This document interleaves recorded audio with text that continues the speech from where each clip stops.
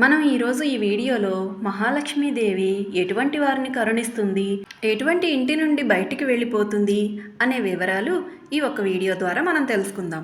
శ్రీకృష్ణ పరంధాముడు సేద తీరుతూ కూర్చున్న సమయంలో నారద మహాముని ఆకాశ మార్గంలో పయనిస్తూ ఒక్కసారిగా శ్రీకృష్ణుడిని చూసి ఆయన దగ్గరకు వచ్చారు. స్వామివారి దగ్గరికి వచ్చి నమస్కారం చేసి ప్రశాంతంగా స్వామివారి వద్ద కూర్చున్నాడు. శ్రీకృష్ణుడు నారదుని రాకకు కారణం ఏమిటని అడగగా, స్వామి, నేను భూలోక విహారం మొత్తం చేసి వస్తున్నాను. ధనం గొప్పదా, ధర్మం గొప్పదా అనే సందిగ్ధంలో ఉన్నాను. దయచేసి నా అనుమానాన్ని తీర్చండి అని చెప్పి స్వామివారికి సవినీయంగా నమస్కారం చేసి అడుగుతాడు. శ్రీకృష్ణుడు చిన్నగా నవ్వి, నారద మహాముని, నువ్వు సరి అయిన ప్రశ్నే వేశావు. కానీ నీ ప్రశ్నకు సమాధానంగా నేను ఒక చిన్న కథను చెబుతాను, విను అని మొదలు పెడతారు. పూర్వం ధర్మధ్వజుడు అనే ఒక మహారాజు ఉండేవాడు. ప్రజల్ని ఎంతో ప్రేమగా చూసుకుంటూ ఉండేవాడు. ధర్మ పరిపాలన చేస్తూ ప్రజలందరినీ తమ బిడ్డల్లాగా కాపాడుతూ ప్రజలకు ఎన్నో సేవలు చేసేవాడు. దాన ధర్మాలు చేసేవాడు. ఆ రాజు ఎంతటి ధర్మాత్ముడంటే తన రాజ్యంలోకి ప్రజలు ఎంతోమంది వచ్చి వ్యాపారాలు చేసుకుంటూ ఉండేవాళ్ళు. వారి వ్యాపారాలకు ఎటువంటి ఇబ్బంది కలగకుండా చూసుకునేవారు. వేరే రాజ్యం నుంచి వచ్చి వ్యాపారాలు చేస్తున్నా వారిని కూడా ఎటువంటి పన్నులు వేయకుండా చూసుకునేవాడు. సాయంత్రానికి వారి వ్యాపారం సజావుగా సాగకపోతే వారి వద్ద మిగిలిన సరుకును రాజుగారే కొనుక్కునేవారు. తన రాజ్యం నుంచి ఎవరినీ ఉట్టి చేతులతో మాత్రం పంపించేవారు కాదు. ప్రజలంతా సంతోషంగా ఉండాలని అనేక దాన ధర్మాలు చేయటంతో పాటు వ్యాపారస్తులను కూడా ఎంతగానో ఆదుకునేవాడు. మహారాజు గొప్పతనం నలుదిశలా వ్యాపించింది. సకల లోకాలలోనూ మహారాజు కీర్తిని మాట్లాడుకోవటం మొదలుపెట్టారు. ఈ మాట యమధర్మరాజు చెవిన పడింది. యమధర్మరాజు మహారాజును పరీక్షింపదలిచి ఒక మునివేషంలో భూలోకానికి వచ్చారు. ఒక పేద బ్రాహ్మణుడిలాగా తన వద్ద ఏమీ లేనట్టు ఒక ట్రంకు పెట్టెలో చెత్త చెదారాన్ని మొత్తం పేర్చుకొని వ్యాపారం చేయటం కోసమని చెప్పి ధర్మధ్వజుని రాజ్యానికి వస్తాడు. అతని గొప్పతనం ఏంటో తెలుసుకోవాలని సంకల్పిస్తారు. అనుకున్న విధంగానే వ్యాపారం చేయటానికి ట్రంకు పెట్టి తెరిచి సాయంత్రం వరకు అక్కడే వేచి ఉంటారు. కానీ ఆయన చెత్త చెదారాన్ని రాజ్యంలో ఏ ప్రజలు కొనరు. అందరి దగ్గర మిగిలిన సరుకులను సేకరించి వారికి ధనాన్ని ఇస్తూ రాజభటులు యమధర్మరాజు దగ్గర కూడా వస్తారు. పొద్దున నుండి మీరు ఎటువంటి వ్యాపారమూ చేయలేదు, మీ చెత్తా చెదారాన్ని ఎవరు కొంటారు అని ప్రశ్నించారు. ఆ మాటకు యమధర్మరాజు, ఇది మీకు చెత్తా చెదారంలా కనిపించవచ్చు, కానీ ఇది నాకు ధనంతో సమానమని అంటారు. ఆ మాటలు విన్న రాజభటులు చెత్తా చెదారాన్ని ఎలా డబ్బులిచ్చి కొంటాము అని చెప్పి రాజుగారి వద్దకు వెళ్ళి జరిగినదంతా వివరిస్తారు. కానీ రాజుగారు అతని వద్ద ఏదైనా సరే మీరు కొనుగోలు చేసి వారికి తగిన ధనాన్ని ఇవ్వండి అని చెప్పి చెప్తారు. రాజుగారి దగ్గర ఉన్న రాజభటులు తిరిగి మళ్ళీ సంతకు చేరుకుంటారు. యమధర్మరాజు గారి దగ్గర ఉన్న చెత్తా చెదారానికి గాను ఎంత ధనం కావాలో కోరుకోమని అడుగుతారు. ఆ మాటకి యమధర్మరాజు 1000 వరహాలు కావాలని కోరగా, ఈ చెత్తా చెదారానికి కనీసం 10 వరహాలు కూడా రావు, మేము 500 వరహాలు ఇస్తామని అంటారు భటులు. కానీ ఆ మాటలకు యమధర్మరాజు ఒప్పుకోరు. నా దగ్గర ఉన్న చెత్తా చెదారం నాకెంతో విలువైనది, 1000 వరహాలు ఇస్తేనే తీసుకోండి, లేదంటే నా దారిని నేను వెళ్తాను, మీ రాజుగారి ప్రతిష్ఠ అంతా తప్పు అని చెప్పి ఒప్పుకోండి అని అంటారు. ఆ మాటలు విన్న భటులు మళ్ళా వెంటనే రాజుగారి సభకు చేరుకొని జరిగిందంతా చెప్తారు. మహారాజు గారు అతను అడిగినంత సొమ్మును ఇచ్చి ఆ చెత్తా చెదారం గల ట్రంకు పెట్టెను తీసుకొచ్చి రాజమందిరంలో పెట్టించమని చెప్తారు. చేసేది లేక రాజభటులు అతనికి 1000 వరహాలు ఇచ్చి ఆ ట్రంకు పెట్టి గల చెత్తను రాజమందిరానికి తీసుకొచ్చి రాజమందిరంలోనూ పెట్టిస్తారు. ఆ రోజు సాయంత్రం మహారాజు రాజమహల్ బయట అటు ఇటు తిరుగుతూ ఉండగా సర్వ ఆభరణాలను అలంకరించుకున్న ఒక స్త్రీ రూపం బయటికి రావడం కనిపిస్తుంది. ఆమెను చూసిన మహారాజు, అమ్మ, మీరు ఎవరు, ఎక్కడి నుంచి వచ్చారు, ఎక్కడికి వెళుతున్నారు అని ప్రశ్నిస్తాడు. మహారాజా, నేను శ్రీ మహాలక్ష్మిని. ఇన్నాళ్ళు నీవు చేసిన దాన ధర్మాలకు యజ్ఞయాగాలకు సంతుష్టిపడి నేను నీ రాజమహల్లోనే ఉన్నాను. కానీ చెత్తా చెదారం అపరిశుభ్రత కూడిన ట్రంకు పెట్టెను తీసుకొచ్చి లక్ష్మీగారంలో పెట్టావు నీవు. అందువలన అక్కడ నేను ఉండలేను. కాబట్టి నేను నిన్ను విడిచి వెళ్ళిపోతున్నాను అని లక్ష్మీదేవి అంటుంది. అందుకు మహారాజు, అమ్మ, నేను నిన్ను అవమానించాలన్న ఉద్దేశంతో కాదు, పరులకు సహాయం చేయాలన్న ఉద్దేశంతోనే ఆ ట్రంకు పెట్టెను కొని తీసుకువచ్చి అక్కడ పెట్టవలసిన పరిస్థితి వచ్చింది. నేను ఇతరులకు సహాయం చేసే ఉద్దేశంతో మంచి పనే చేశాను. ఇక ఉండడం వెళ్ళడం అనేది నీ ఇష్టం తల్లి అని నమస్కరిస్తాడు. అలా మహాలక్ష్మి రాజుని రాజ్యాన్ని వదిలి వెళ్ళిపోతుంది. మహాలక్ష్మీదేవి వెళ్ళిపోయిన కాసేపటికి పూర్ణకలశం తీసుకుని ఒక పురుషుడు బయటికి రావడం కనిపిస్తారు. స్వామి, ఎవరు మీరు? ఈ వేళలో ఎక్కడి నుండి వచ్చారు, ఎక్కడికి వెళుతున్నారు అని అడుగుతాడు రాజు. పూర్ణకలశం పట్టుకున్న ఆ పురుషుడు, మహారాజా, నా పేరు దానం. మీరు ఎంతో దానవంతులు, గుణవంతులు, ధర్మాత్ములు. కానీ మహాలక్ష్మి లేని చోట నేను నిలువను. సిరి సంపదలు, లక్ష్మీ కటాక్షం లేని మీరు దాన ధర్మాలు ఎలా చేయగలరు? అందువలన నేనిక్కడ ఉండలేను. మహాలక్ష్మీదేవి ఉన్న చోటే నేను ఉంటాను అని చెప్పి అక్కడ నుండి వెళ్ళిపోతాడు. మహారాజు ఏమీ మాట్లాడకుండా చిరునవ్వుతో అలా నిల్చుంటారు. ఇది జరిగిన కొద్దిసేపటికే మరొక పురుషుడు రాజమహల్ నుంచి బయటికి రావటాన్ని గమనిస్తారు మహారాజు. ఆయన్ని చూసిన మహారాజు, స్వామి, మీరెవరు? మీరెక్కడికి వెళుతున్నారు అని ప్రశ్నిస్తాడు. అందుకు ఆ పురుషుడు, నా పేరు యజ్ఞము మహారాజా అని అంటాడు. ఆ మాటలు విన్న అతడు, మహారాజా, మీరు మహాయజ్ఞాలు చేసే మహాపురుషుడు. కానీ మహాలక్ష్మీ కటాక్షం లేకుండా మీరు ఎటువంటి యజ్ఞాలు చేయలేరు, ఎటువంటి దానాలు చేయలేరు. అందువలన నేను కూడా మీ దగ్గర ఉండలేను. వారిరువురు ఎక్కడ ఉంటారో నేను కూడా అక్కడే ఉంటాను అని అంటాడు. ఆ మాటలకు మహారాజు, స్వామి, మిమ్మల్ని ఎవరినీ నేను ఆపదలుచుకోలేదు. మీ ఇష్టం వచ్చినట్టే జరగనివ్వండి అని అంటారు. కేవలం నేను ధర్మాన్ని మాత్రమే నమ్మాను. ఆ ధర్మమే నన్ను కాపాడుతుంది అని ధైర్యంగా మాట్లాడతారు. ఇది జరిగిన మరికొంతసేపటికి మరొక పురుషుడు రాజమహల్ నుండి బయటికి రావడం గమనిస్తారు మహారాజు. స్వామి, మీరెవరు? మీరెక్కడికి వెళుతున్నారు అని ప్రశ్నిస్తాడు. అందుకు అతడు, రాజా, నా పేరు యశస్సు.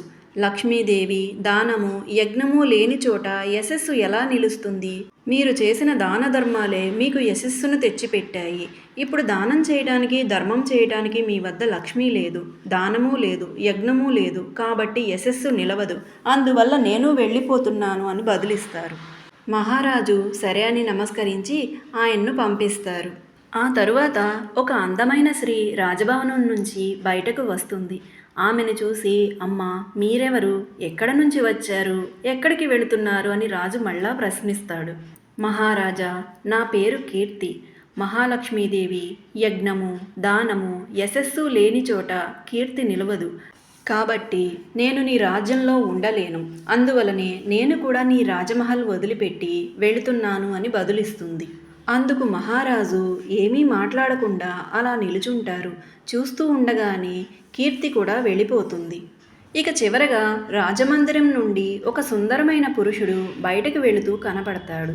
వారికి నమస్కరించిన మహారాజు ఇలా అడుగుతారు, స్వామి, మీరెవరు? ఎందుకు వెళ్ళిపోతున్నారు అని ప్రశ్నిస్తాడు. అందుకు అతడు, మహారాజా, నా పేరు ధర్మము. వీరంతా లేని చోట నేను నిలువలేను. కాబట్టి నేను వెళ్ళిపోతున్నాను అని అంటాడు. అందుకు మహారాజు బదులుగా, ప్రభు, మీ గురించే కదా మహాలక్ష్మీదేవిని, యజ్ఞాన్ని, దానాన్ని, యశస్సును, కీర్తిని నేను పోగొట్టుకున్నాను.